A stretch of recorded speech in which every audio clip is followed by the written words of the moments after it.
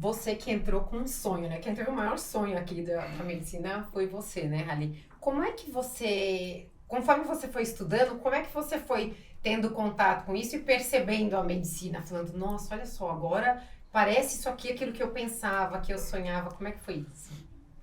Bom, dentro da faculdade, você tem os anos básicos que são um pouco chatos. Tirando a anatomia, que você é um pouco diferente, você faz dissecção no cadáver, então você se sente um pouco mais médico. Fora isso, são matérias básicas.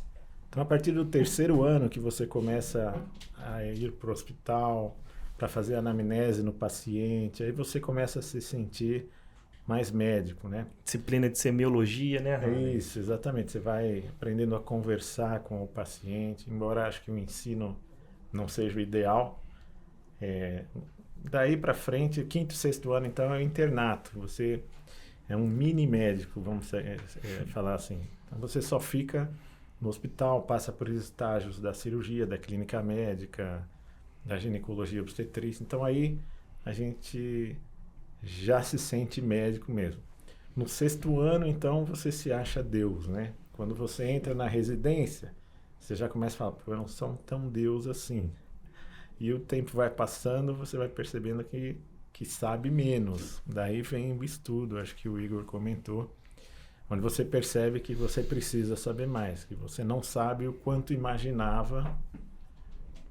É a fase mais difícil, quando você começa a perceber que você sabe muito pouco, é a fase mais difícil do estudo? Você concorda com isso? Porque você começa a ver cada vez mais... Para mim foi um pouco, sim. Exatamente por isso que eu falei. Poxa, eu não sou muito bom, eu não sei muito, mas tem um paciente ali na minha frente, né? Eu não posso errar, porque você está mexendo com a vida alheia. Isso pode causar alguns danos consideráveis. Então essa fase foi pior para mim.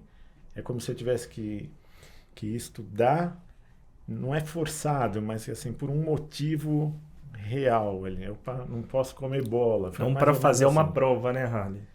Não era para fazer uma prova, é isso. Quando você faz uma prova, você fica estressado, mas é assim, é uma prova.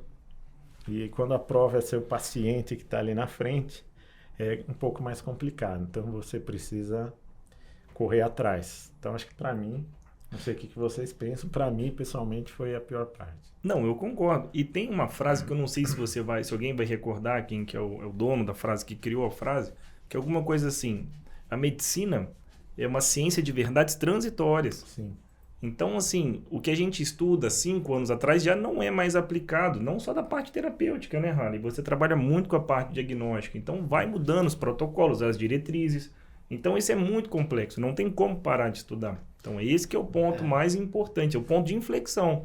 Então, assim, não é eu estudei e eu sei, você sabe a verdade para aquele momento. Você sabe as respostas daquele momento. A gente já trabalhou, assim, a gente não, né, mas a medicina como um todo já tratou hipertensão arterial com sangria, né? Captopril já foi a única medicação, a princípio, dos IECAS, né, pelos grandes laboratórios. Então, assim, hoje, quando você vai falar sobre hipertensão arterial sistêmica, a gente está falando de polipílula, combinações, as medicações que mudam mortalidade, né, que interferem na hospitalização. Então, assim, é uma ciência com verdades transitórias, porque é uma coisa que ela muda a todo momento. Um exemplo clássico, na Idade Média, o pessoal, os médicos, eles cutucavam as feridas com pérfuro cortantes. Sim. Porque normalmente a ferida criava pus, infectava, não tinha antibiótico. Então, assim, quando não infectava, alguma coisa estava errada. Aí eles cutucavam até infectar. Imagina isso. E acho que uma coisa que acontece muito com a gente depois que termina, pelo menos foi uma sensação minha. Você passa... O médico que faz residência, uma especialidade fora o vestibular, são ali no mínimo 10 anos estudando todo dia e vivendo para estudar. Sim. Então, acaba que quando você termina a faculdade, que você está estudando para residência, você termina a residência e fala, puta, eu tenho todo o conhecimento do mundo. E o conhecimento está fresco ali, você acabou de estudar tudo. Na hora que você vai para a prática, você passa 1 ou 2 anos, você não consegue jamais estudar o mesmo volume que você estudava na residência ou na formação. Claro. E por mais que você tenha adquirido uma base e, óbvio, a experiência clínica tem toda a diferença, é muito difícil você voltar àquela sensação. Eu imagino que, sei lá, daqui a algum tempo, eu gostaria de fazer isso, inclusive, que existisse isso, sei lá, a cada X anos, a pessoa tem um ano que ela pode parar para estudar. Para estudar, e só estudar, não fazer outra coisa. Porque é isso, senão você passa o resto da sua vida na correria e estudar sempre vai ser aquele espaço de tempo e aquele negócio. É o que sobra, né? Do dia. O que sobra do dia. E, quando vem filho, então...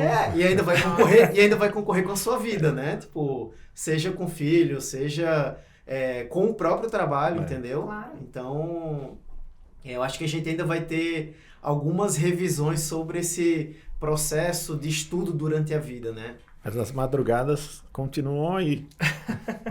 Ou se continua. Pois é.